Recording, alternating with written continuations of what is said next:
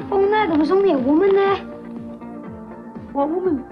She said it's her house. My dad does live there, though. She said she'd take a message. As of 5:30 p.m. this Friday, our chairman, Mr. Beechcroft, has notified that this company shall cease trading. Right, Dolly Bears, let's get our kisses round this and these lashed! Times are changing. Making out in half an hour on One. Now it's time for the 9 o'clock news presented by Martyn Lewis. Disaster hits a jumbo jet flying from the United States to New Zealand.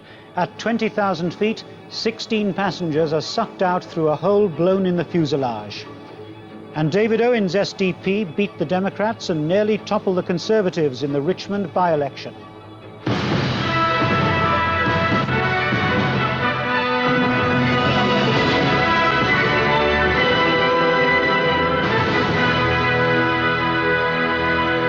Good evening. 16 passengers were sucked out of a Boeing 747 20,000 feet above the Pacific when a section of the fuselage was ripped open. Survivors talked of a loud pop like a paper bag and a hissing sound before 4 rows of seats disappeared. The plane, one of the first jumbos to be built, had just taken off from Honolulu with 336 passengers and 18 crew. It returned safely to the airport 20 minutes later.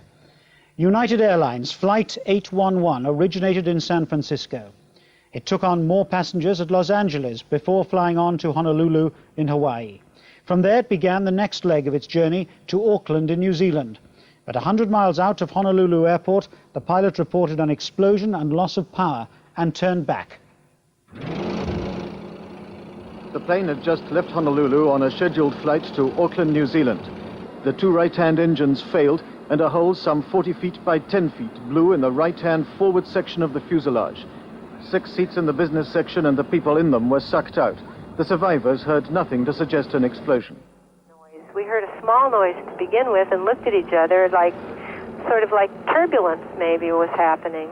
And we looked at each other nervously, but not seriously. And then all of a sudden the whole plane was open. It's incredible to look up and see plane gone and think that you're going to die. I mean, you know, you hear about that and you think about dealing with what's going to happen. No one panicked. There was no panic. It was just like this is what was going to be. And it was amazing that it didn't happen. The aircrew won high marks. Despite the damage, the pilot was able to bring the 747 in safely to land. Foam was sprayed on the tarmac, but there was no fire. The survivors slid to safety.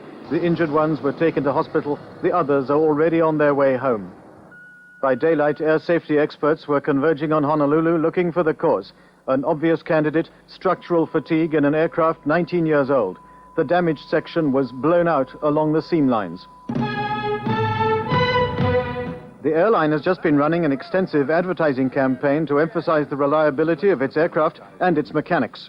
They're picky, fussy, stubborn. But if you fly, they're the best friends you'll ever have. United. And it had an excellent safety record, at least until today. Martin Bell, BBC News, Washington. In the past half hour, United Airlines has given more details of the incident. A spokesman at their headquarters in Chicago confirmed that some passengers had died. Even before the result was declared. We have the wrong pictures on that story. We will move on and bring you more news as it comes in during the programme. In Manchester, a British Airways plane was evacuated before takeoff after a fire warning in the left engine. 55 passengers and 5 crew on the flight to Glasgow were evacuated down the emergency chutes. There was no sign of fire, and it's thought a cockpit instrument was faulty. The runway was blocked for 50 minutes. The lawyer acting for the captain and first officer of the British Midland flight, which crashed on the M1 motorway, says newspaper suggestions that the 2 men are criticised in the official report on the disaster are outrageous and misleading. He says in no way does the document criticise Kevin Hunt or David McClellan or the rest of the crew. And it is very sad that the press have seen fit to base their stories on such inaccuracies. It was, he said, causing unnecessary distress to the men who were still seriously ill.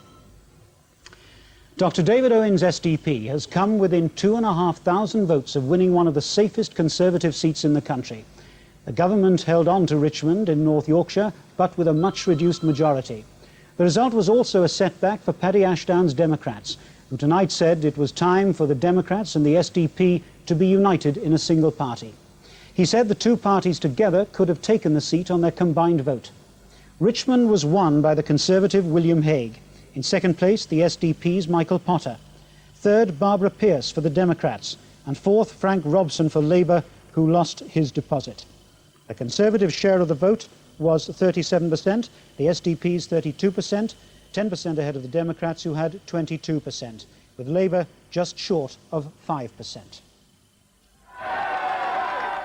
Even before the result was declared, the SDP's Mike Potter was being hoisted high as the true victor in this extraordinary by-election.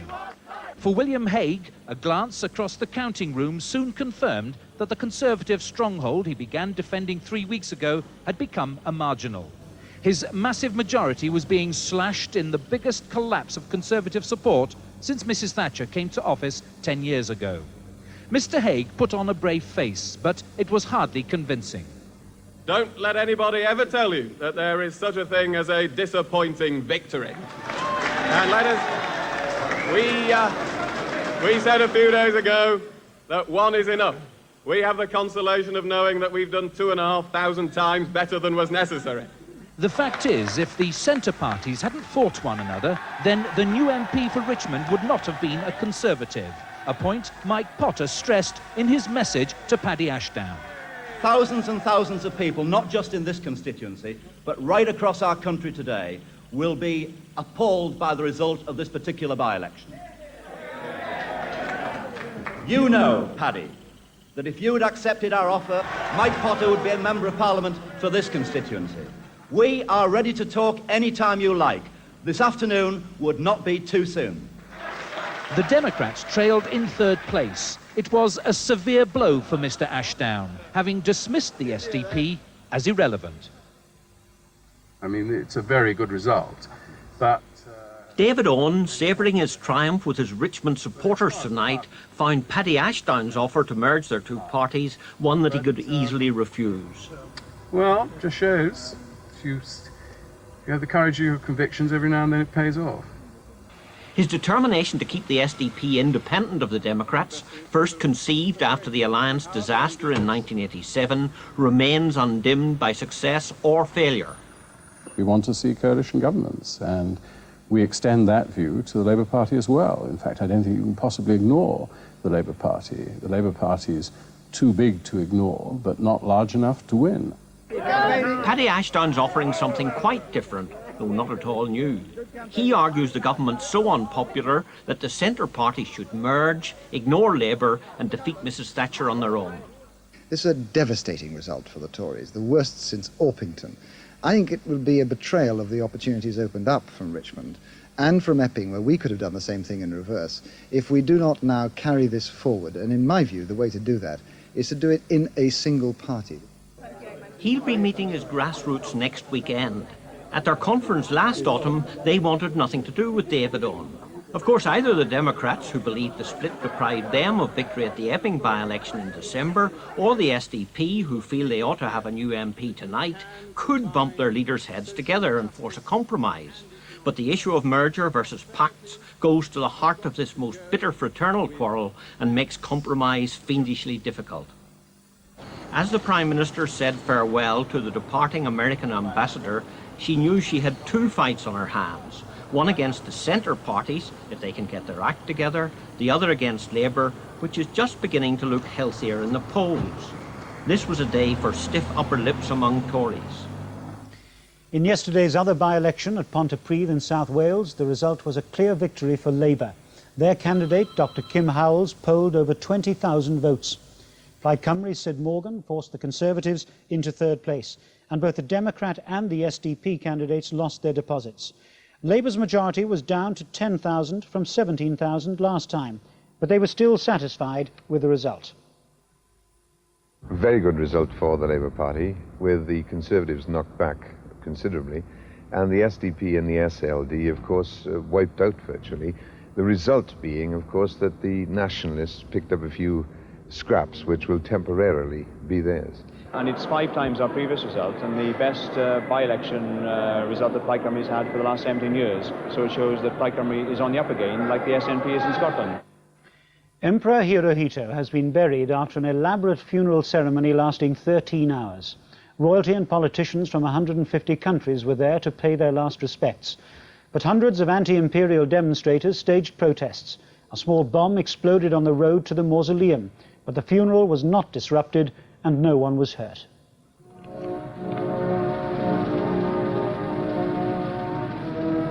Emperor Hirohito's body was driven through the gates of the Imperial Palace in Tokyo just after 9:30 in the morning to begin a train of procession, ceremony and ritual that was to last the rest of the day. In bitter cold and driving rain, the funeral cortege passed between the first of hundreds of thousands who'd made their way into the city to see it. The funeral followed the pattern going back for centuries, but there were some concessions to a modern world. This was the first emperor to make his last journey in a motorized hearse. His father before him had been carried in an ornate wooden cart drawn by oxen, as had every emperor before him. The emperor's copper coffin was transferred to a massive wooden bier, carried by members of the Imperial Palace Guard in 8th century dress, who bore the 1.5-ton weight, shuffling to the baleful sound of ancient Japanese music.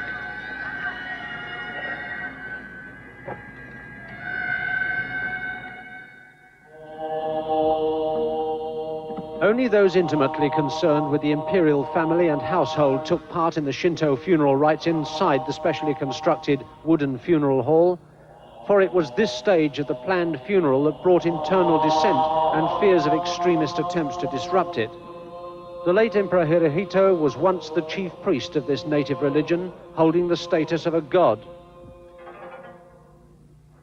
The new post-war constitution separated state from religion, but critics said that the government's attendance at a Shinto funeral, even if physically distant from it, was a sign of backtracking towards the old order.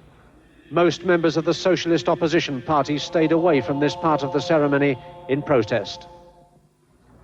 The new Emperor Akihito moved forward to deliver his farewell address to his dead father. For more than 60 years, he said, Emperor Hirihito had wished for the people's happiness and world peace. He shared their joys and sorrows during the turmoil of the Showa era, the name given to the time of his reign. Then it was time for the presidents and prime ministers, princes, kings and queens from more than 150 countries to pay their respects. In contrast to the Japanese custom of a deep bow even for everyday greetings, the Western version was more restrained. The Duke of Edinburgh first nodding his head to Hirohito's coffin and making a brief bow of the head to the new emperor.